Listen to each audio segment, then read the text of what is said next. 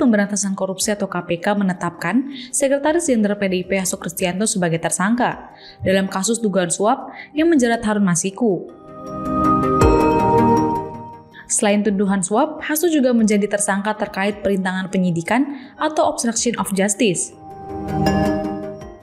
Apa itu perintangan penyidikan atau obstruction of justice?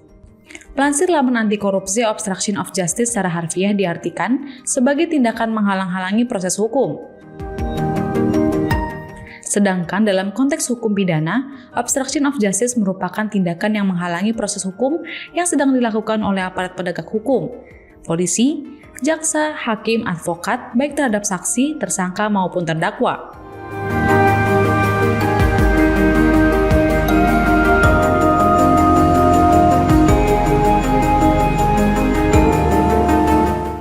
Adapun tindakan yang dapat dinyatakan sebagai obstruction of justice ialah jika dapat memenuhi unsur penting diantaranya, tindakan menyebabkan tertundanya proses hukum, pelaku mengetahui tindakannya atau menyadari perbuatannya, hingga pelaku melakukan atau mencoba tindakan yang bertujuan untuk mengganggu atau mengintervensi proses hukum. Diketahui berdasarkan keterangan Ketua KPK Setio Budianto mengungkapkan sejumlah tindakan yang dilakukan Hasto sehingga mendorong KPK menjeratnya dalam perkara obstruction of justice. Pertama, saat KPK lakukan operasi tangkap tangan atau OTT, Hasto memerintahkan penjaga rumah untuk memberitahu Harun Masiku agar merendam ponselnya dengan air dan segera melarikan diri. Kedua, sebelum Hasto diperiksa sebagai saksi oleh KPK, ia memerintahkan stafnya yang bernama Kusnadi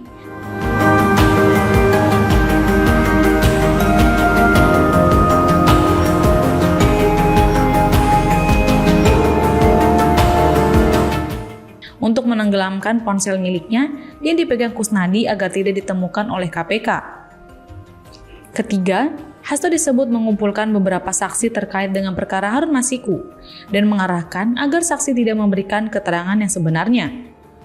Dari bukti-bukti tersebut, Ketua KPK mengungkapkan penetapan tersangka terhadap Hasto Kristianto dilakukan berdasarkan proses ekspos atau gelar perkara. Untuk itu, Hasto dinyatakan cukup untuk ditingkatkan ke tahap penyidikan dan ditetapkan sebagai tersangka oleh KPK.